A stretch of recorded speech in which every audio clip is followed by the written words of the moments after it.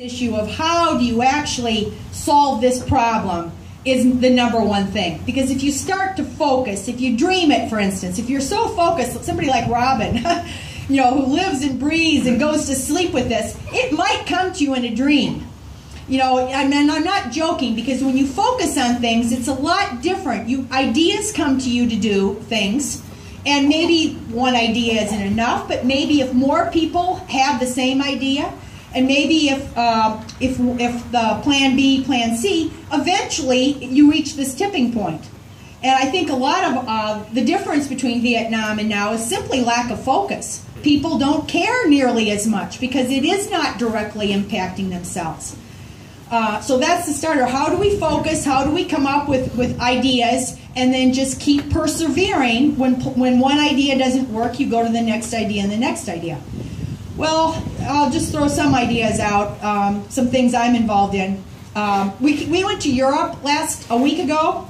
Daniel Ellsberg, NSA whistleblower Thomas Drake, Jesselyn Radek, and myself, and Norman Solomon, who wrote War Made Easy. And every time I write him, I go, boy, were you right. War Made Easy. And he was writing already back a long time ago, like during Vietnam. So this is war made easy, easy, easy, because no one even knows we're at war anymore. And they probably can't even name the countries. The global battlefield is said. So one thing, we tried to go to Europe. The reason is we thought that Europeans are more, they're not involved. We're right in the middle of this. And it's a lot harder for Americans to see, just as, the old Bible saying about seeing the log in the others. You can see the speck in the other's eye easier than you can see the log in your own.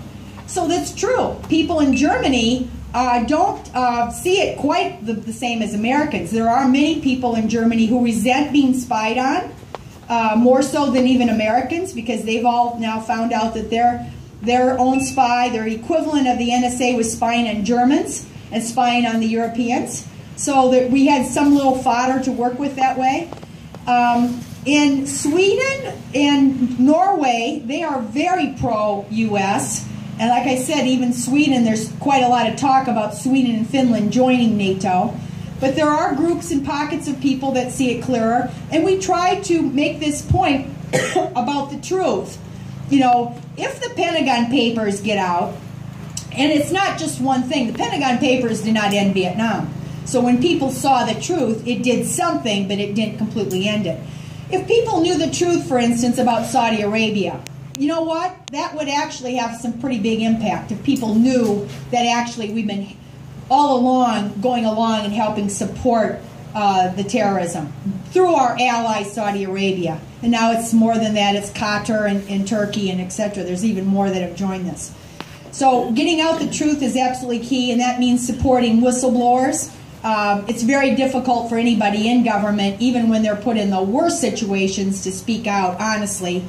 So the way they can try to do it is anonymously, and that means encryption, because all of the journalists now are being spied on. Good old John Yoo and ending freedom of speech and freedom of press.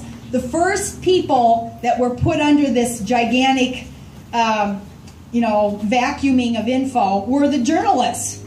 They cannot afford to have a Jane Mayer telling us about torture, or a James Risen, Pulitzer Prize winning, telling us about warrantless monitoring on Americans. Because when people see that it's on themselves, they start to care.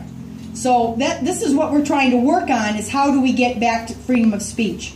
So that was one of our ideas, is trying to reach out to other groups that the U.S. needs to keep in its global policing, or whatever you want to call it. Another idea that we're going to do beginning in September, Ray McGovern and I, and this is the Vets for Peace in Iowa, had this idea. They're trying to get a Zinn grant for it, but they're going to try to have where caucus, Iowans are going to be the first state, along with New Hampshire, to pick the president, to pick the candidate. They get to that great luxury. Well, go down to Iowa, and rather than committing yourself to either Jeb Bush or Hillary Clinton and trying to figure out the lesser evil, I defy anyone to tell me what the lesser evil is between the two of them. We can ponder that all day long and count angels on the head of a pin. But instead of doing this idea of committing yourself to my Democrats or my Republicans to beat the other side, which is actually a big hoax on issues, on substantive issues, we're going to try to go out to these caucus areas around the state and try somehow through maybe 3, 4, 5 questions to get people to have their own little scorecard, so that when they then go to different groups where these candidates are appearing, they then can ask either the hard questions and can score and maybe take some initiative themselves. So it's an effort to try to empower people in Iowa to actually, and by the way, foreign policy is great, because there is no, right so far, other than one Jeb Bush debating with himself as to whether the Iraq War was, if he would do it again. Okay, so Jeb debated himself on that. One time he said he would, another time he said he wouldn't. He doesn't know what to say. Other than that, there has been no discussion of foreign policy in war. Not even Bernie Sanders refuses to discuss those issues. Because, again, they don't think there's no political momentum, no political will.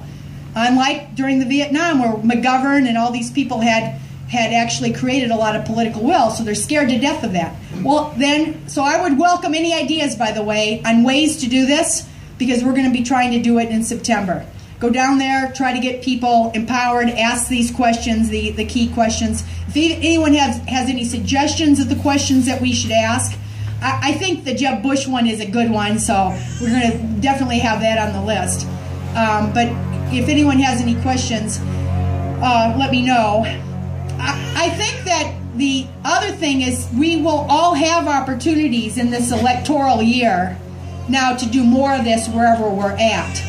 And so the question is, how do you do this without saying, I pledge my heart and soul to the Republicans, or I pledge my heart and soul to the Democrats, whoever you pick as your candidate, I know it'll always be the lesser evil of the other party.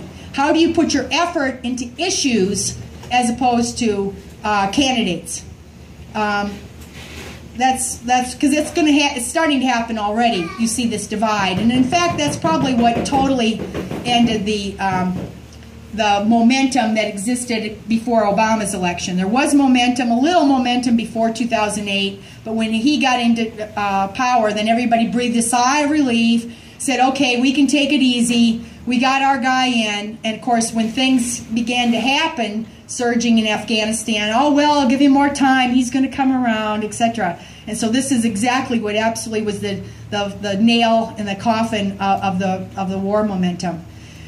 Has anyone been thinking while I've been talking, and can anyone come up with some really creative, they don't have to be, there's no such thing as a solution, like some bulletproof solution here, but what are some good ideas that we can do?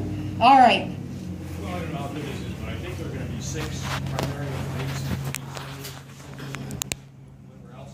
I wonder if we can build some kind of pressure that at least one of those debates be about foreign policy. Right, that's exactly. How do we build that pressure where there's a question, or at least some, there probably is, you know, when it gets televised, they always in the past had one that was only on foreign policy. I mean, in the past that was always the case. Maybe this year will be different, but because they both agree. You know, what they try to do is they try to tell their bases that they have these vast differences between them. The other thing is, even if you get this debate and they pretend, one of them pretends to be more anti-war than the other, how do you hold them to it? That's the whole problem, you know, with the Obama. There's no way to hold them to it afterwards when they go back on their promises. So you're voting on rhetoric and you're not voting on a track record. And by the way, Rick Nolan up here, right? Rick Nolan is your... he was one, you maybe know this, one of 4 congresspersons in the whole United States that went anti-war a few days ago. Only one of 4. When he, McGovern, tried to have the authorization, because right now we're in a completely illegal war. Congress has never declared war. Completely illegal. A lot of them have been illegal. Libya was illegal. They called it, if Americans don't die, it's not a war. If we're just bombing, it's not a war. That's the new theory, which is completely wrong. So McGovern pushed it, and under the old War Act, after a certain length of time, Congress can call for a vote on authorization for military force, and they had one 2 days ago. And yet, even McGovern, who forced the debate, said he just wanted to have a debate. He didn't go out and give a speech and say he was against war. He's too afraid to. But Rick Nolan did. And I'm trying to, does anyone know the other three besides Rick Nolan? I bet you, what's her name? Congresswoman Barbara Lee. Barbara Lee Walter did. Jones. Walter Jones was with McGovern on wanting the debate, but he did come out and really squarely say he was against war. I'll remember the other four. Ron Wyden? No, Wyden is not good at all on this. Stephen Lynch? Nope. Okay, stop guessing. I'll look it up. Rick Nolan was one, though, in any way. And so one of the things is he needs to be thanked. He probably does not realize that he has much support obviously, in the country when there's only four of you. So, I mean, to be honest. A member had ran into him someplace, and he'd expressed some interest in coming to this Oh, event. good. I wasn't able to do it, but I've been in touch with his office. They know we're doing this. I'll tell them that we discussed it, because we're also in touch with him. He had said publicly a few months ago that he would be happy to go to Venezuela as a peacemaker and meet with the president of Venezuela, so we're trying to push him forward on that. He's really, again, you've got to grade on the curve. And so there may be, all of the politicians are not, there's nobody that's perfect or whatever, but when you grade on the curve, he's right up there at the top right now. And even better than Keith Ellison. Keith Ellison, co-chair of the Progressive, was for bombing Syria. He went out on an op-ed, wanted to bomb Syria. He was okay with bombing Libya. Oh, yeah. Betty McCollum has gone along with it too, even though they started off okay. All three of them used to be Oberstar, McCollum and Ellison were the three, and before that Sabo, were the three that voted against Iraq, etc. Well, they've all been decimated. But Rick Nolan is doing good, and I think one thing with propaganda, I've noticed people taking photos.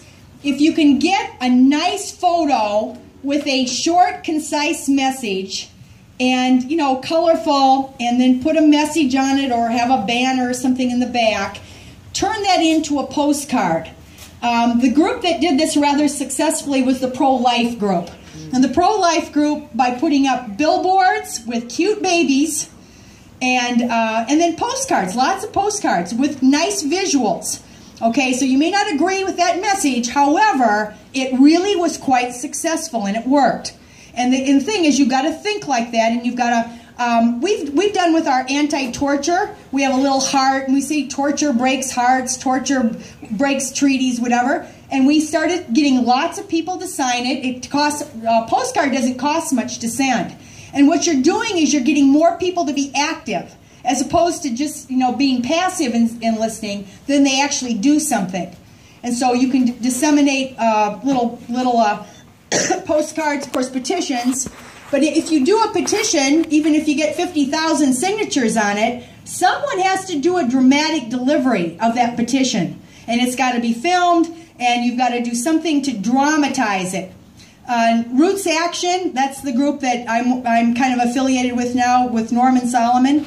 Roots Action has all these petitions, and many times they get 20, 30, 40. I think with Chelsea Manning, they got 50,000 signatures. They realized that wasn't enough, just the signatures. They then have to actually do a dramatic delivery of this petition. And Norman Solomon did one in Norway to the Nobel Peace Prize people. And it got all their news. It got all their news, so they really did reach a lot of people. So besides